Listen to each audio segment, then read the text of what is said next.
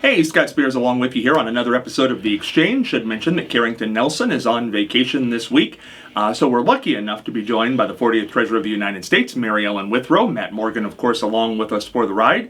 Matt has some questions during this program for Mary Ellen, and we're going to talk about a few things. But I have to relay a story I forgot in the last episode. I meant to say it on the air, and it's a true story, and the person who knows this, who was a part of this, will know it happened. Just to tell you the length that this celebration, the 30th anniversary of Mary Ellen being sworn in, went. The other day, we were at the pancake breakfast. The other day, we did the speech at the pancake breakfast, Kiwanis, and that day I went to Bucyrus and got home kind of late. And I thought, when I got home, I thought, I don't want to cook anything, so I'm just going to order something and go down and pick it up. So I go down, and I was, just dressed in, lounge clothes and no glasses on, and went down, and I was just in the drive-thru, and it was dark outside before the time change. And I pulled up to the drive-thru, and all I said to the guy who was in the window, young guy, 17 years old, he said, "Are you here for a pickup?" And I said, "Yeah." I said, "It's under Spears." And he looked at me, and I could tell he recognized me from somewhere, but I didn't know where. And he said, "Hey, you came to my school with the Mary Ellen event."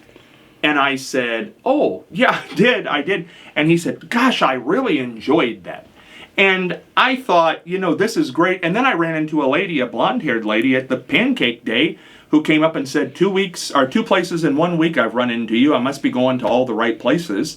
And I know that the girlfriend of the son of a lady that I work with was at Pleasant in the crowd and talked about how much she enjoyed being a part of this program. So I tell you, Mary Ellen, I think it was a hit. Yes, well, it was, I think. It went over very well. Yes. Matt, we haven't got your perspective on this. You weren't a part of the last episode. You were there for all 6 of these events now. What stands out in your mind from those 2 days? First time you spoke in public, certainly to a crowd of that size. I think that the standing ovation at Pleasant has to be the obvious thing that stands out. The standing ovation at Pleasant was, it was incredible. I was supposed to be taking pictures and videos of things from down below the stage, but then when the standing ovation took place, I genuinely think I forgot, because I was planning to pan the crowd, because just in case there was a standing ovation, the goal was to pan the crowd.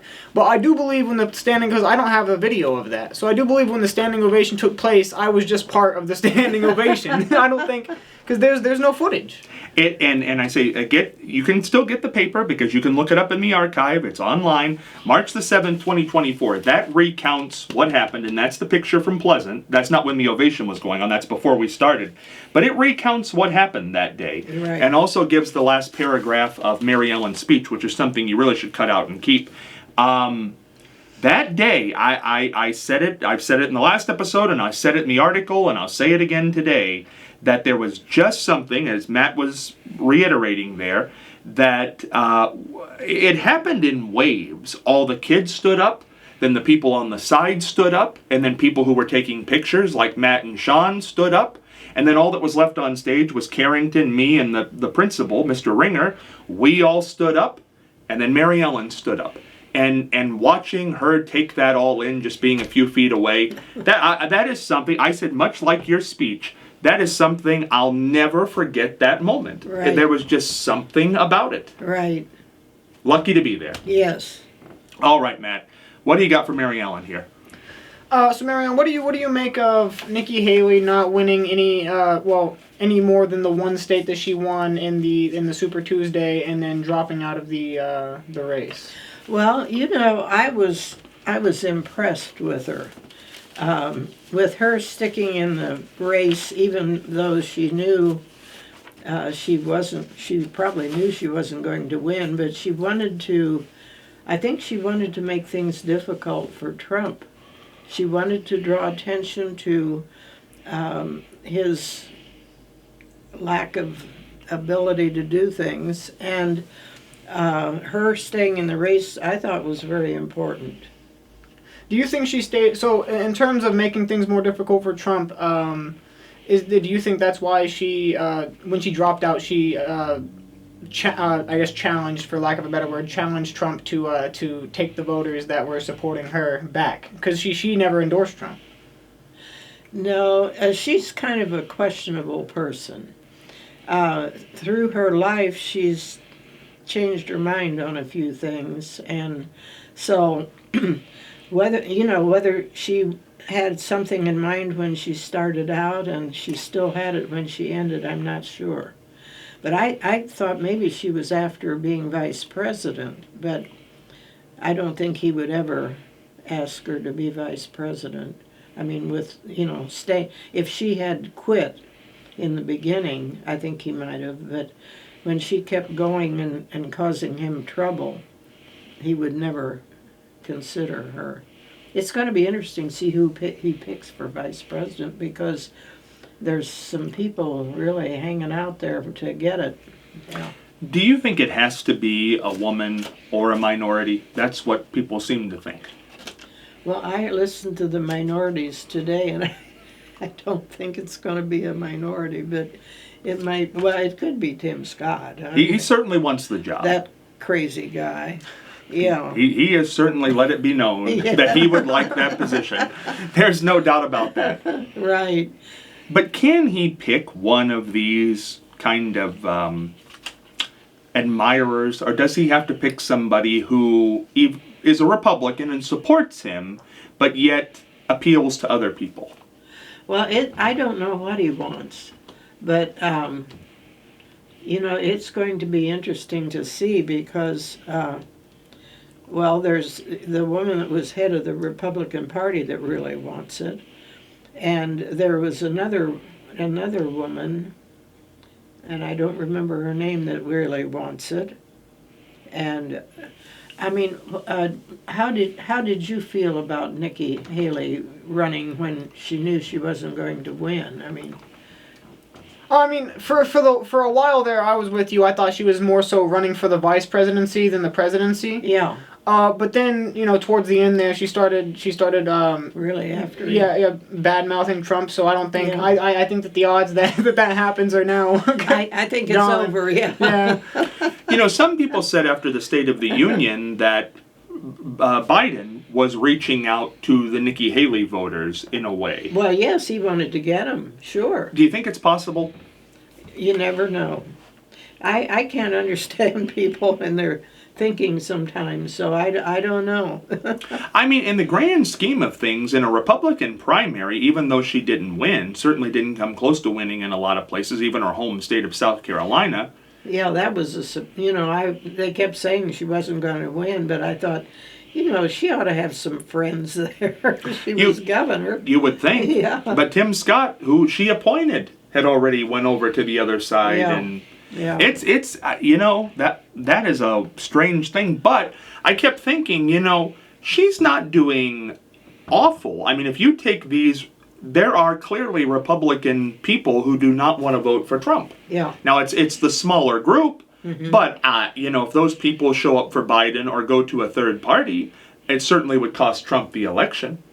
Well, she handled herself well with her speeches. I thought she improved. I mean, everybody improves as they go along, usually in their speech making, and but she had a good style about her while she gave her speech, and I thought she looked good, and and she said a lot of things that made sense. Do you think this is what the Republican Party was, the Nikki Haley group? I think that they're a totally different group. I think they're back to, they used to be religious. They used to fight for our country. I mean, and boy, they're not doing it now. I mean, our country is in a terrible mess with this situation that, the democracy that we've got. So what's going to happen? I don't know. Now, Matt, I know you were interested in the Supreme Court. Yeah, so, Maria, what do you make of the Supreme Court taking taking the court case for the presidential immunity? Yeah, I was very disappointed in that. And as I said, I think the Supreme Court is very political. And I decided that when Gore and Bush had their time with the Supreme Court, I decided right then that they are very political, and they're not supposed to be. Is there any way to fix that? Well, if they could get more of an equal balance, it would work better. But we don't have that right now. You know what's interesting is I always thought the reason behind the lifetime appointments and the fact that you don't have to run for election and that you're appointed was so you could be independent, that you wouldn't be politically motivated. But for some reason, They are, they are. yeah. I don't know why. It doesn't seem normal. Well, then you've got Thomas taking all these trips that people are paying, that guy's paying for, and that's wrong, terribly wrong. And his wife is all mixed up with the wrong people. You know, there's a lot of stuff going on that I think the head of the Supreme Court could be handling it a little bit better than he is. You know, it's interesting because the other case, well, that's in front of the Supreme Court, but a lot of people seem to feel that they took that case to delay the trial in Georgia for Trump, but that there's no way that they're ever going to vote for that, any of them, a presidential immunity, because it would give any president immunity. Yeah, but they want to have the whole thing after the election. That's what they're trying to do, aren't they? I think so, but I think if they did give it to Trump, that they would have to give it to any president that came down the road after that. Yeah. And I don't know that that would behoove anybody. Yeah, we don't know if they do that or not. We're guessing. What did you? Yeah, I know. It's hard to tell what they're going to do. Yeah. But they did come back 9-0 on the ballot issue in Colorado. Yeah. Was that the right decision? Yeah, I think it was because we wanted to defeat him in the ballot box instead of taking him off the ballots. I think that would have caused a lot of trouble. Now, Matt, you watched the State of the Union. You came over and watched that with me. What did you make? You watched the whole thing all straight through. Yeah, so, I mean, I think that throughout the course of the campaigning and the primaries, the people have been saying that Biden, like the Biden or the age problem. And first off, I don't think that the age problem thing is. I don't know how the Republican side really touts it because it's not like Donald Trump is all too young himself, and also I mean during the State of the Union, Biden was speaking pretty fluently. I mean he had a couple like hiccups, but I think he didn't take a single drink of water the entire speech. No, he didn't. That's right. I never thought of that. That's a good point. Yeah. So with things like that, he did. I think he did extraordinarily well. Yeah. What did you think going in? Had you started to buy into the idea that he was too old for the position? I don't know that I necessarily would say that I bought into the idea that he was too old for the position, but I do know that there tend to be a lot of like clips circling around the internet that every time he makes a. Mm-hmm. I don't really know what to call it. Every time he like makes a kerfluffle with like when he's talking, it just instantly like spreads around like wildfire. Yeah. And then they play Trump's mess ups where you can't understand. He's got some dandies. Yeah. You know, it's interesting. I mean, they are the two oldest candidates that have ever run, and whoever wins is going to be the oldest president we've ever had. But I mean, don't we all make mistakes no matter how fluent we are? Oh, yes. I mean, it's so easy to do. Yeah. Because sometimes your mouth is moving faster than your mind is, and you say, and you know it's not right. You know what you said is not right. I mean, I did that. I think the morning of the speeches when Mary Ellen, I think I called you the governor that morning. Yeah. I think I did when I went back. That's all right. That's all right. It's not bad. It's certainly not a bad thing to be called. Doesn't bother me. No, but you don't, because in your mind you're doing several different things. Yeah. I don't know how you do it, really. Yeah, the way you can talk and just come up with this stuff I just think you're marvelous at that. Well, thank you. I appreciate it. Well, Mary Ellen, how did you do it when you would get up and give a speech? What did you learn along the way that made you better at it? Well, you see, I was making speeches in different parts of the state, and you could, they would be a little bit different, but they're pretty much the same all around. And you just get yourself flowing with all this information, and some of it is in this speech, some of it's in that speech. But then when you go to a different level, that's where I said you have to readjust. And it's hard to do. I mean, when I went from Marion County Treasurer to State Treasurer, I had to start talking about Ohio instead of Marion County. And then when I went to U.S. Treasurer, I had to talk about the country. And that government moves very slow. I mean, but I said it's the whole country. Of course it moves slow. And when I'd give my speeches, I'd get better and better at it because, you're getting familiar with all your information and when you change. And when I would give a savings bond speech, I remember somehow I didn't have all the correct information there one time, and I said, well, you need to tell me what I'm supposed to say here. I said, I can't be giving out wrong information. I was really upset with them, the savings bond people, but they were very nice. Yeah, they were all very nice. You talk about playing different areas and different venues.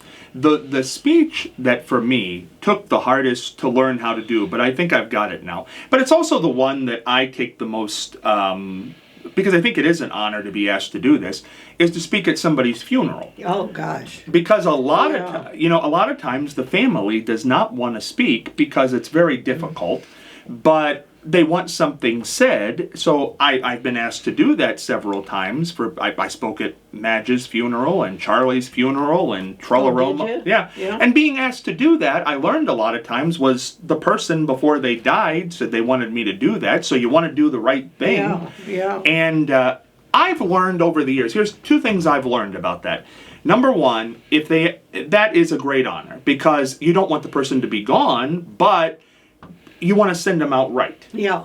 And also, it's tough for the family, and a lot of time the minister doesn't have a close relationship with them. That's right, and Yeah. I just witnessed that. Oh. With one of my friends. It's bad, isn't it? It's bad. It's bad. Yeah. And I think it is. I think everybody, this is my word, if you're going to have a funeral, I think you should designate, just in case if your family still wants to speak, they can. But you should designate somebody before you go who you want to give the eulogy because they'll do it. I think once you learn how to do it, it's a tricky room, but you can still get a laugh. You can still make it lighter because you aren't, it's not your mother. It's not your, you can still, you've spoken at funerals, I'm sure. Yes, I have. That's a different room, isn't it? It is, yeah. I spoke at my brother's funeral, and I could not have spoke at my mother's funeral. I would have been a basket case, yeah. And that's what it's very interesting because I remember going to Charlie's funeral, and his family was, even though he was, older, but it was still tough because his kids were younger, and none of them could do it, and but I felt I knew him well enough that I could convey things that we had done. And, when you can get a laugh from somebody who's going through a hard spot, but you never, the trick is never make it all laughter. Yeah. Don't try to make it jokey. No. That wouldn't be good. No. You've got to really say the right thing. But that's just, people can do what they want to do, but I would have, you do not want a minister who doesn't know you very well or somebody who your family might not want to do it.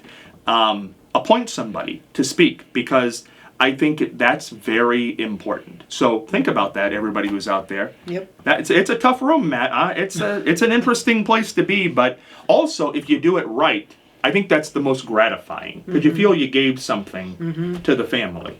I think that another thing that's very hard is somebody that sings at a funeral. Oh, Usually people don't want to do that because they can't get through it, you know. it's a heavy room when you walk in. Yeah. And it doesn't matter the age of the person either. A lot of people think that if somebody's lived a good long life, that it's not going to be as heavy. It's heavy when you get in there. Yeah. It's just heavy because it's just happened. But Yeah.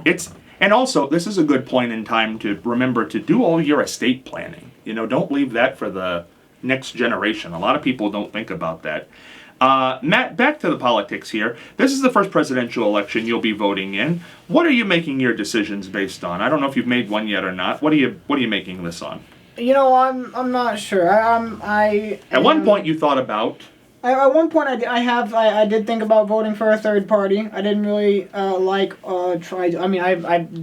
had never liked Trump, and I wasn't a huge fan of Biden. But here recently, I've come to think about voting for Biden due to the all the experience he has in politics, whereas Trump has been president, and that's that. The third party candidates, Jill Stein's run multiple times. She's hasn't gotten anywhere, and Chase Oliver, he's 38, so he's barely old enough to even run for president. So there's that. How about Kennedy? Oh, Yes. Isn't he something else? He's an interesting fellow. Yeah. So a fun fact. So recently I was reading this article, and Robert F. Kennedy Jr. Has two possible running mates for. Well, he's going to announce it on the 26th. For vice president. I heard that today. Oh, Is he? yes. The two big names that I've heard are Jesse Ventura. Oh, yes, I heard that today. Well, now listen, this is not going to be popular, but if he picks Jesse Ventura, I think he'll get a lot of votes. Do you? I really do. People like Jesse Ventura. Oh, he wasn't. He wasn't very good when he was in office. No, Remember that? No, he would. No, he wasn't. Who's the other one? And then the second one is actually Aaron Rodgers, NFL quarterback. Oh, I see. I don't know anything about him. I think that'd be bad. Yeah. But Jesse Ventura at least was a mayor and a governor. Yeah. He wasn't the greatest governor in the world, but I'll tell you, there's something about Jesse Ventura. They always put him on the talk shows. They would always put his books sold like crazy when he would release them. Well, yeah, they did. I tell you, if it's Jesse Ventura, I'm not saying he'll win, but that's going to take some votes. I think that the only reason I do believe that Aaron Rodgers was even on is an option is just because he's a bigger name, and also it's because during the bigger than Jesse Ventura. I mean, I guess it just depends on who the audience is, but but during COVID-19 he was adamant against the COVID vaccine. Oh. So Yeah. I guess Kennedy really liked that. Well, you probably didn't know much about Jesse Ventura, did you? No. Yeah, Oh. because that's before his time. Yeah. I knew the name. I've heard Oh, the name. So when I was reading the okay. article, Yeah. I couldn't. I don't remember where I had heard it from, but I do remember hearing it. Yeah. And it called it it said it'll add superstar power to his lineup. I have to agree with that. There was something about him. I mean, he won the Minnesota governor's race against an incumbent. I can't remember who it was, but or it was it wasn't an incumbent, but he was a congressman or a senator. But the other guy was the son, I think, of Hubert Humphrey. Oh, that's right. Yes, You're right. And Yeah. Jesse Ventura, as an independent, won that gubernatorial race in Minnesota. And boy, nobody thought he could do it. And I don't think it put him over the top as a presidential candidate, but Jesse Ventura, if you look at his books, he's written a ton of books. They're all New York Times bestsellers. They love him on the talk shows because he says stuff that is out there. He gives a good speech. I mean, his speeches are not horrible. He knows how. I just can't believe though Jesse Ventura would be willing to be second fiddle. I can't believe that. Well, you know, I had to campaign for a lot of Democrats when I was state treasurer. Hubert Humphrey and all the Democrats that ran during that time. And I had to usually introduce them. you know, Yeah. or sit on the stage and look intelligent. And yeah, and they didn't used to have the things for their speeches. That started really while I was in office. I think it was about the third person running for president that came along that had that, and I thought, gee, that's nice. And but yeah, and I had to be with the wives a lot. You know, the wives would be somewhere, and I'd take care of them. You were in office when Jesse Ventura won, 98, I believe that was. Yeah. What was the talk? Well, not much with me because I just didn't care for him at all. And a lot of people do dislike him, and that's the thing. Yeah. But he did have some kind of popularity. Well, yeah, it was like Schwarzenegger too. Yeah, Schwarzenegger. I mean, it's the same thing. Yeah, it's the bodybuilding stuff. the celebrity Yeah. nature of it all. You know, this is interesting. We went into the presidents there. You have met everyone except Nixon and Trump. Yeah, and actually, I didn't meet Eisenhower. I would have liked to have met him. Now, who was the first president that you met? Jack Kennedy. I drove to Mansfield. It was when he was running for office. My mother and I went to Mansfield, and I listened to his speech, and then I went up and talked to him after the speech. Now, this is history. What was your impression of the man? Oh, I was all for him, and my mother-in-law was having a fit because he was Catholic, and that was a terrible thing in our family, if according to her, that she was the only one. And it was heavy for a lot of people at that time. Yeah. Kennedy had to make a statement on it. And you met Johnson, Lyndon Johnson? Yeah. Mm-hmm. What was your take on him?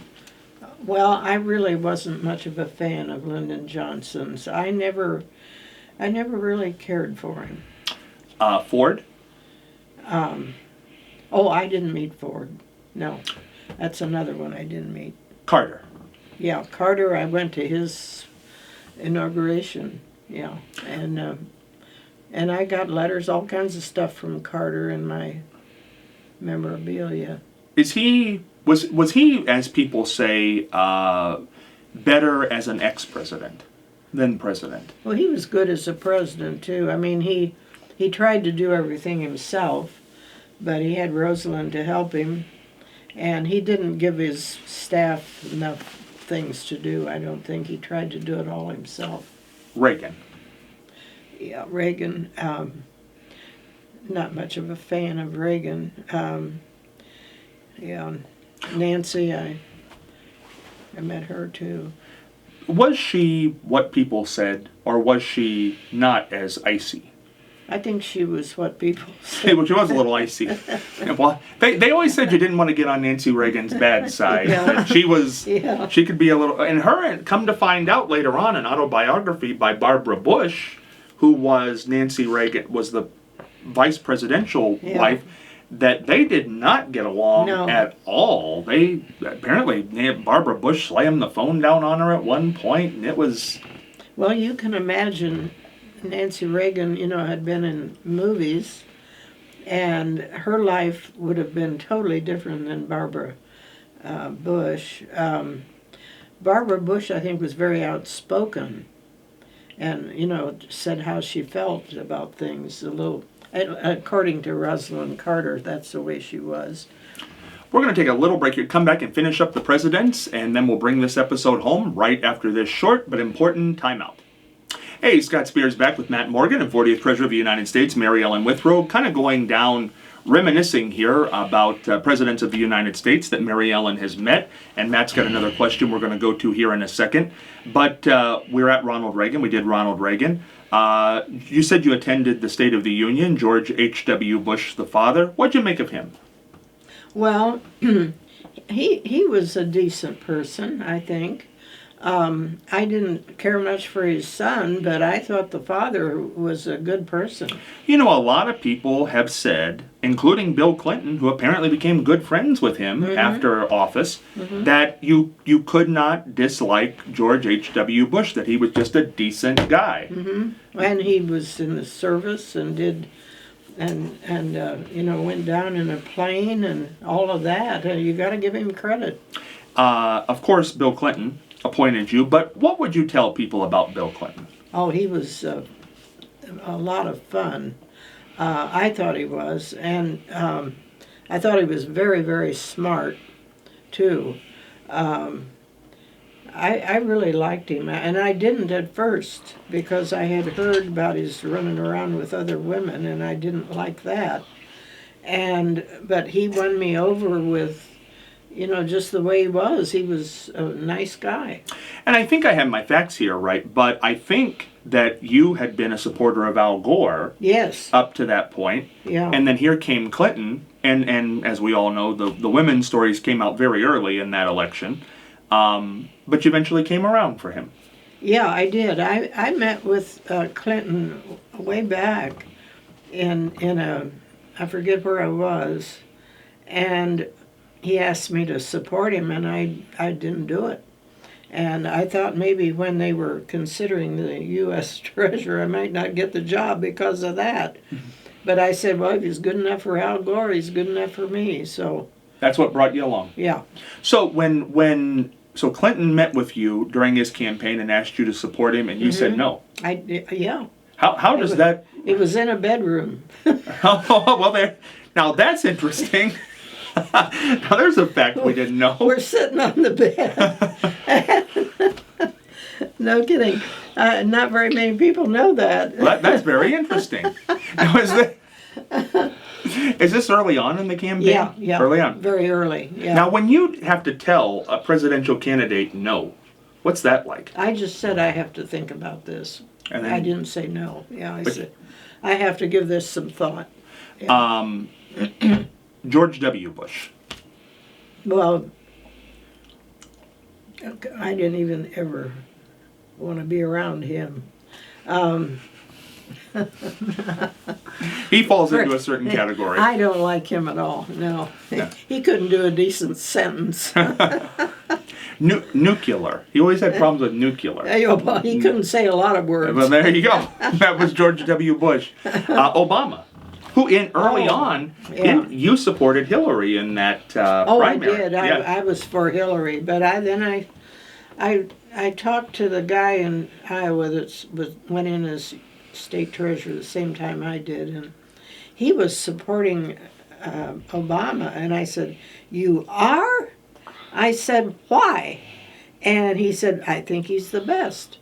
And so then I heard Obama speak, and then, but I stuck with Hillary until she dropped out, and then I went with Obama. But he was good. I heard him speak at this Democratic convention, and boy, could he give a speech. Yeah. You know, it's interesting. I don't think, if you were not alive or old enough during that 2008 election, that Democratic primary between Hillary and Obama went to the last state. And, that was the best campaigning. I know people talk about the great speeches that Obama gave, and he did win that primary by that much, just by that much. But the best campaigner I think I ever saw was Hillary Clinton during that primary when she was in the bottom. Yeah. After she had fallen behind, boy, she really got out there. She let loose. Yeah. She let loose, and it just wasn't enough. She didn't get those super delegates, but did she become a good campaigner. She was so smart. I'll tell you, she'd have made a great president.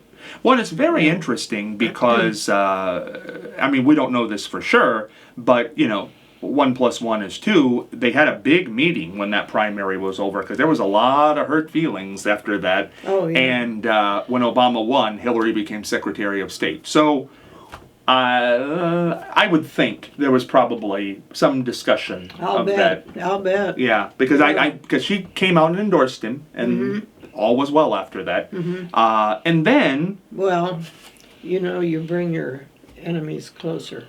You know, I came to think, though, really, that I don't think Hillary and Obama did like each other, obviously, after that primary, because it was so contentious. Mm-hmm. But I do think after she was Secretary of the State, I do think they liked each other.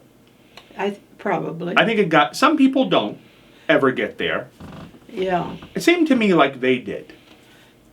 I can answer, yes, I agree with that. But I think it was tough going there I for was a while. thinking of some of my opponents and if I ever would like them. Was there any that you were ever able to say? No. No, it was over when that was over. Nobody. No. Well, a primary is very interesting, and a lot of people are going through this right now. Even though they're of your own party, that's still got to create some harsh feelings. Well, yes. The one guy that ran against me for state treasurer from Dayton, he was a prosecutor. He was nasty. And, and I mean, I had the embezzlement here in Marion, that small embezzlement I had. It wasn't very much money.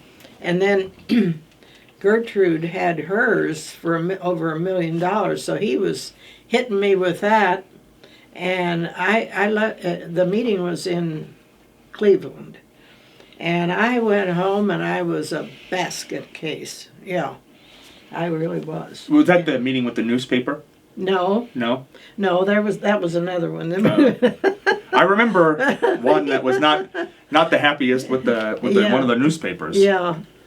Oh, I called the guy that was helping me. I called him up. He met with me on the way home, and I got over it a little bit. But I went through some rough stuff, I'll tell you.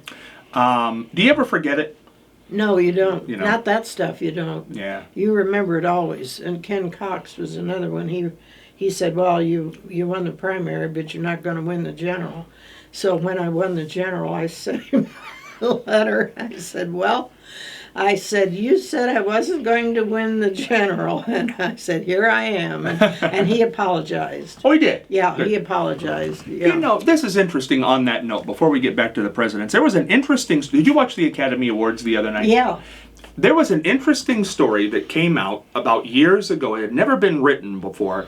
Sally Field was dating Burt Reynolds. Yes. Did you hear this story? Yeah. I think this is it reminded me when you told about the guy saying that to you. They were dating, I think living together, and they're both actors, if people don't remember Burt Reynolds and Sally Field. And Sally Field was nominated for the Academy Award for Norma Ray. And Burt Reynolds refused to go to the ceremony with her and said to her, you think you're really going to win. Yeah. Well, she did win. Yeah. And then she got rid of him. Yeah. He was out the door. And I thought, wow, what? That was nasty of him. What a thing to say. Yeah, right. I mean, you can't have somebody like that in your life when you're... Why would you say that? Well, he evidently thought he was better than she was. That's what he thought. Boy, I'll tell you, when he was sitting home watching that, I bet that wasn't a happy moment for right. him. It also makes me think, because I think we talk about a lot of the nasty moments in politics, but if anybody wants to, this is one of the better ones, I think, because the 92 campaign, Clinton and H.W. Bush, that got pretty nasty. It did. It was very tough, and Bush lost, and he was an incumbent, and everybody thought he was going to win because of the Gulf War and all that. Yeah. And Perot was in there, and that caused a lot of hard feelings, and so on and so forth.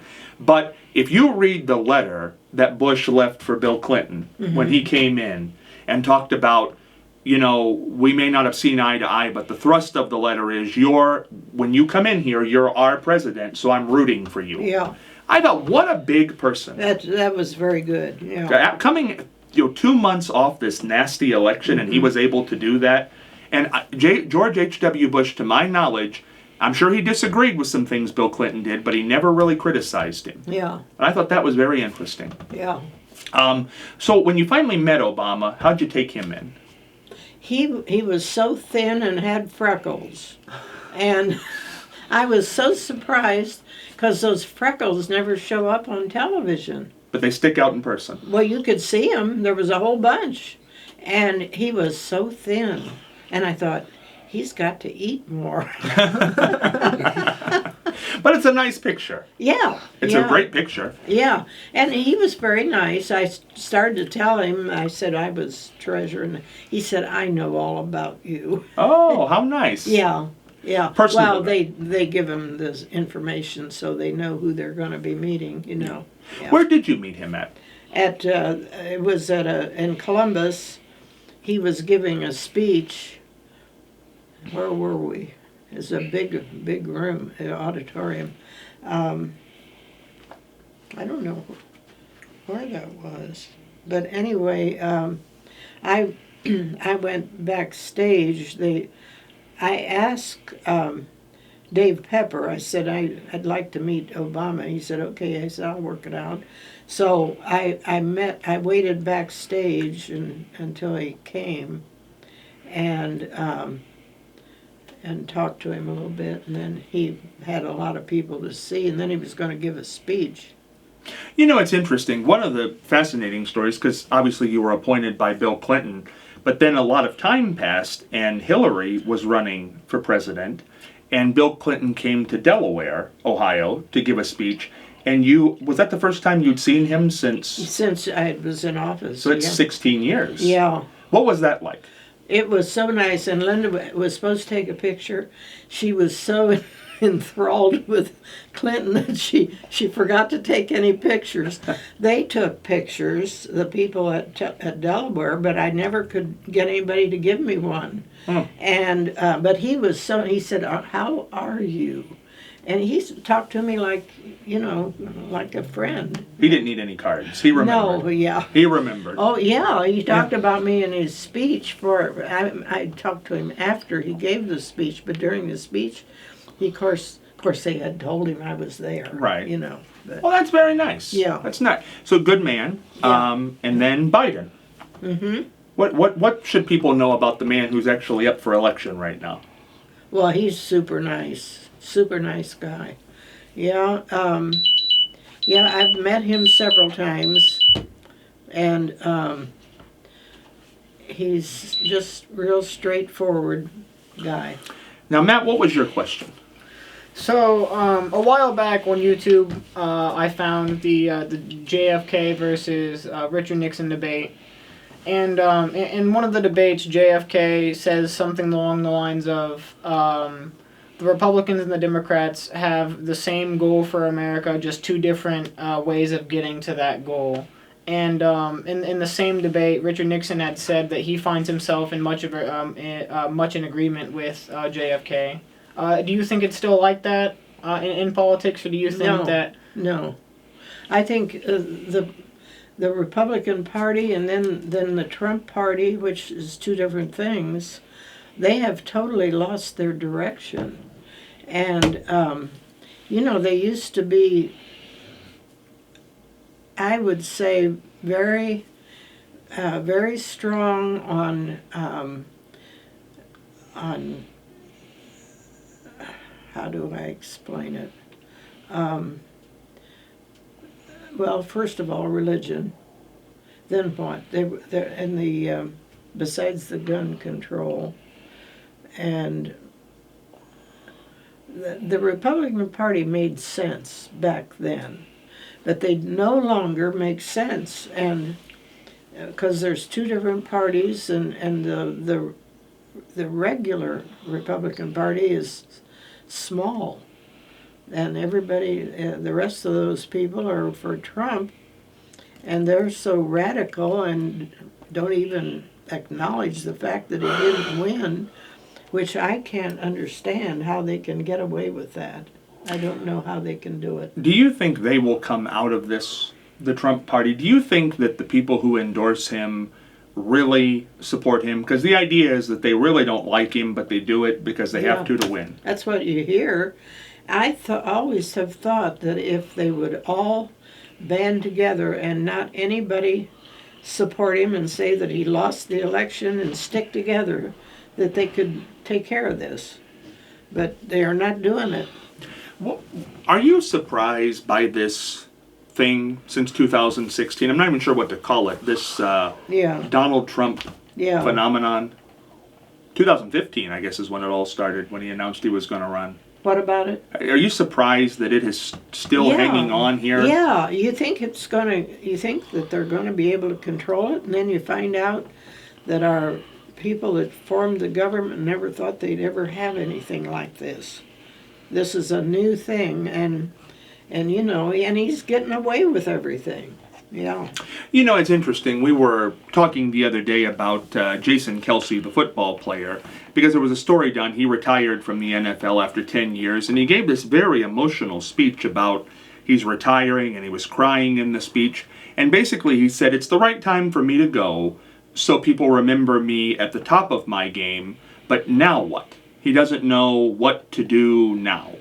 And did you ever have that, Mary Ellen, when you left office in 2001, that you thought, well, now what do I do? Oh yeah, that's the way I felt, because I had to leave my office and I didn't want to go, but I didn't want to work for George W. Bush either. Yeah.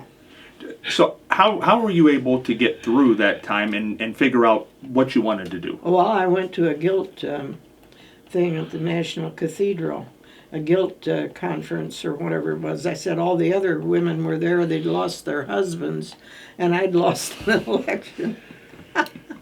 It's tough, though, I would Yeah, think. oh, it's terrible. Yeah. Oh, I was a mess. I really was for quite a while. What was that the worst time of your political career? Yeah. Mhm. Yeah. Well, and when I lost the clerk of courts race, that was a bad time too. Yeah. Yeah. It's very interesting, because when I saw that story, I thought, well, you know, it's nice to leave at the top, but it's also got to be hard to walk out there the last time and say, Yeah. I mean, do you remember the last day? Yeah, I sure do. They said we had to leave on January 19th, and I tried to get a truck to take my stuff, and the Secret Service said they'd watch it for me, and I got a truck for the next day or two, I guess it was, to get my stuff. And I guess they destroyed all the W's on the computers. There was that went on in the White House. Well, because of George W. Bush? Yeah, yeah. Now, when that period of time when they found out that George W. Bush was going to be the president until you leave, that particular year, there was a little over a month, because I think we Yeah. found out in December. What's that time period like? Well, you have to get all your things for the National Library or wherever your things are going, and so we had to get all that ready. Did you ever talk to Al Gore between the time he conceded that election? Before? Well, I sent him a note. I said, "Hang in there," and then I think it was the next day he quit. That's a tough time. Yeah, And he was so afraid. I think that they were going to think he wasn't going to leave, and he didn't want it to appear that way. you know, that is very, I think we talked about this off the air, but I recently saw a documentary on that whole election, and it's fascinating because I did not realize how many times Al Gore was willing to concede. That on election night, he had actually driven over to the place, and somebody had to stop him. Yeah, And that say- was to Florida, or where was he in Florida? I He was think in Florida. I believe so. That they had to stop him Yeah. and say, no, we need to recount Florida, and he did not want to be stopped. That he Yeah. wanted it to look like he was not a Yeah. sore loser, and he Yeah. wanted to concede, and they had to stop him. And then a lot of his people said that he did not fight hard enough, and there were even Bush people in that documentary who said that had they counted the votes, that he would have had the votes. Yeah.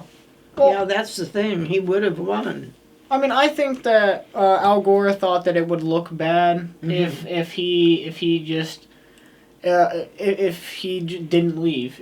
I thought he probably thought it would have looked bad if he tried to fight it somehow. Yeah. So he just decided he would rather just leave. Go That's out a whole different philosophy these days. if you don't want to leave, you can just say that and do whatever you want, because Well, you know, I keep thinking about Bill Maher kept saying that Trump he's not gonna leave. He's gonna still stay there, and he's right. Yeah. you know what's interesting? As much as people might have disagreed with Trump at the time when he won in 2016, I think the common wisdom, I talked to a lot of people from the time that he was elected in November until he took office on January 20th, 2017, that thought that the majesty of the office and that he would come around, that the guy who was campaigning would disappear, and even though you might not agree with his politics, that he would fall in line like all Yeah. presidents do. That didn't seem to happen. That's right. He's the only one, Right. I think, in the history who Yeah. and I don't know why that's been a thing. And he keeps getting away with everything. Well, I would think, no matter how you feel about January the 6th, you would think that that's something bad in the history of this Yeah. country. But for some reason, we've almost forgotten about that now. It's not brought up. Now, Biden did bring it up in the State of the Union. He said in this room. Yeah. In this room. Yeah. As we approach the end of this, why do you think there aren't more young people involved? Well, I think young people have a tendency not to think about politics that much unless something grabs them that they're fighting for. And then they get involved. But if they don't ever have anything that upsets them, maybe they'll never, pay much attention to voting. I think when we look at it, certainly Bill Clinton changed people's minds to beat an incumbent. Obama brought a lot of young people into politics. He certainly was transformative. I think that Reagan, he won 49 states in his second election. Yeah. There was something about him that people liked. And Jack Kennedy, even though he won by a slim margin, people like Jack Kennedy. What is it about those certain few, the Kennedys, the Reagans? Joe Biden brought Reagan up in his State of the Union the other night. What is it about those people that's different? Well, I think you admire different people in the past for different reasons, and I think that's good. Were you surprised that he brought Reagan up? I think it's the only president he brought up in the State of the Well, Union. it's not unusual because I had noticed that when all the time I was in office that the Republicans many times would use Democrats as examples. And you think that's strange because why would they do that? They would use Roosevelt a lot. And it's interesting how a person will do a speech and include something about somebody in the past and why they do it. They're to make a point. And what was the point the other night of that he brought up? I think he was Reagan? talking about Reagan, how Reagan felt about the borders. Yeah. Yeah. Well, that was a big issue back then. Yeah, It's been an issue for a long time. What's interesting, though, about the personalities of these people, and this is a good to take us into the home stretch here. It's interesting that when we talk about Reagan, you said you weren't a fan of his. And it's interesting because this was a man who had huge popularity. His re-election campaign, he won 49 states. It was a landslide against Walter Mondale. Yeah. People still refer to Ronald Reagan. He's been dead for years and years and years. But the man did not have a good relationship with his kids. No. Had a terrible relationship with all three at some point. I think they came out okay in the end, but was not talking to them. His daughter went on talk shows and wrote a book when he was president that was not very nice. Right. I remember that. So it's interesting that these people who everybody loves, yet their personal relationships are different. It's a funny thing to me in a way. And you went, well, and his son is on television in an ad all the time about that he's an atheist, which I think is a terrible thing to get up and say. Yeah, Ron Reagan Jr. He does come out about atheism. Do you think we'd ever be able to elect an atheist president? I don't know. It'd be tough. I think maybe we did back when we elected Trump. Well, I'll tell you, it's very interesting because when you look at some of these presidents, there are some of them who I do wonder how much of that was just for show. Yeah. Well, what has he ever said about religion? Has he ever said much about religion? I think he tries to quote it from time to time. Well, he got mixed up. He did get mixed Yeah, up. and he held up the Bible over there when they walked across the street, and he had the Bible upside down. He's an interesting fellow. His comments recently about African American people. Oh dear. Yes. Do you think that's going to have some consequence? Yeah, I heard him talk. The black people are talking about it. They were on TV. I heard him talking about it. Did you hear this, Matt? I assume you're referring to the thing where he said that He said a few things that day. minorities feel closer to him now because he's been. He's got a mugshot. Yeah, something like that. Yeah. That's just what you want to say to somebody. Yeah, right. I have heard. Well, then I just, I don't know. You would think. I mean, even people who I don't know. I was going to ask you, Mary Ellen, because the second article in the paper, they did take a quote from when you were on the radio with me about Trump being a dictator, and oh, did they? What was did.